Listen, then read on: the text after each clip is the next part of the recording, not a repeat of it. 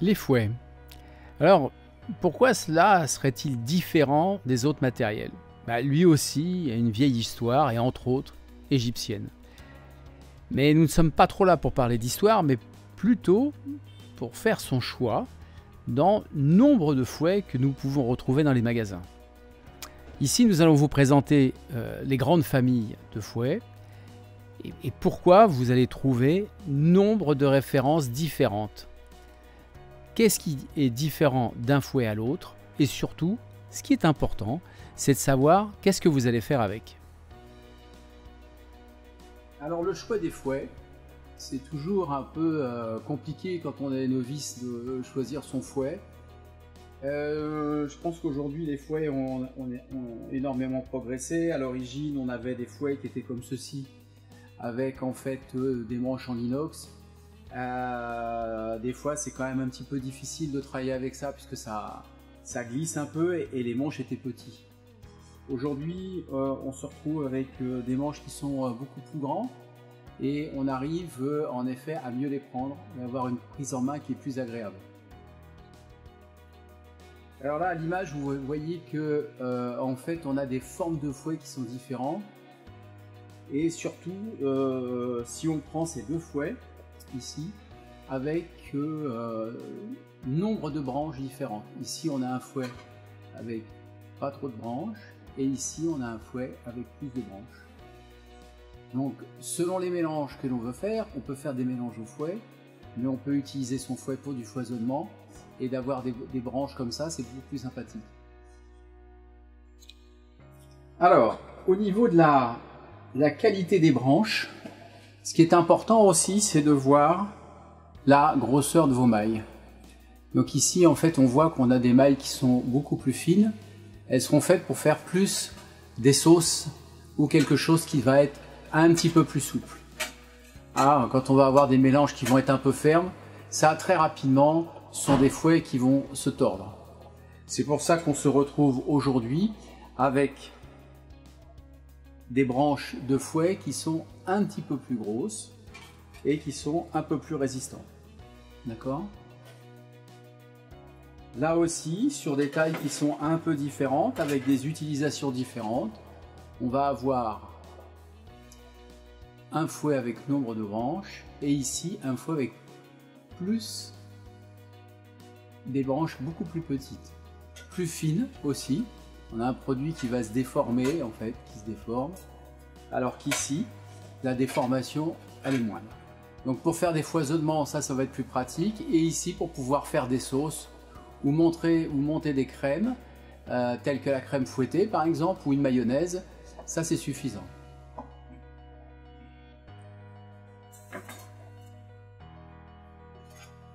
Alors ensuite, on a des fouets avec des formes différentes. Ici, c'est ce qu'on appelle un fouet à blanc. C'est tout à fait pour monter les blancs d'œufs. Alors pourquoi? Donc le fouet à monter les blancs, en fait, il a une forme extrêmement ronde parce que il va épouser correctement la forme du textile.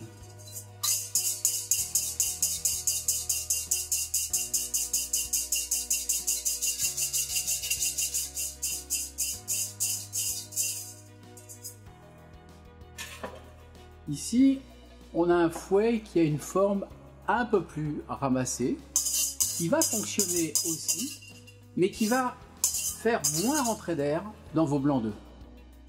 Pour du beurre, pour des mélanges, c'est très bien. En revanche, pour monter des blancs, le fait, ou de la crème fouettée, le fait d'avoir un fouet comme ceci, bien rond, vous permet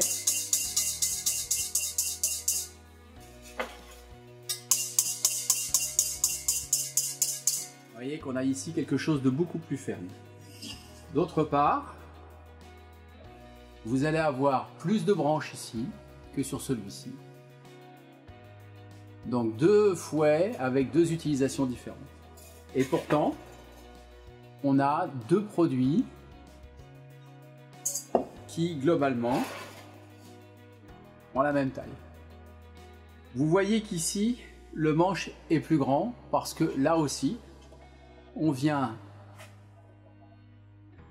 prendre appui sur son avant-bras pour pouvoir en fait s'aider à mélanger. Ce qui n'est pas le cas quand on va avoir ici un petit fouet où il va falloir juste prendre là et c'est tout le poignet qui va travailler. Alors qu'ici, on va faire travailler tout l'avant-bras. On peut avoir des manches beaucoup plus grands qui viennent en fait s'appuyer ici sur l'avant-bras et ce qui nous permet en fait de reculer notre main et d'avoir un manche qui vient s'appuyer ici et ce qui permet de pouvoir fouetter plus longtemps. Aujourd'hui en effet on se retrouve avec des fouets de batteur qui sont bien sûr à l'aide du pâtissier. Alors en effet ici un fouet de batteur qui est quand même très proche de la forme du fouet à blanc, hein, puisque l'intérieur est rond, comme le fouet à blanc. Si on regarde, on a exactement la même chose, sauf qu'en fait ici, on a 3 à 4 branches qui sont plus pointues, de façon à pouvoir aller dans le fond de la cuve. Donc l'idée, c'est d'avoir, si on n'a pas de batteur, un fouet à blanc, un fouet de taille moyenne et un petit fouet. Si on veut faire un complément de gamme,